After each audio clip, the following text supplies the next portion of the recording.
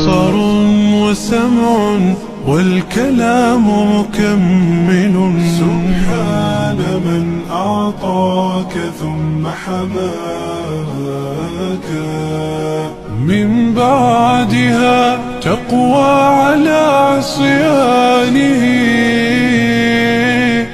يا للوقاحة كيف تفعل ذاك، تجرؤ على فعل المعاصي قاصدا، تظن أن الله ليس يراك.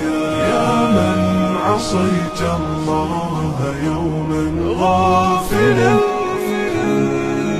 أنسيت أن الله قد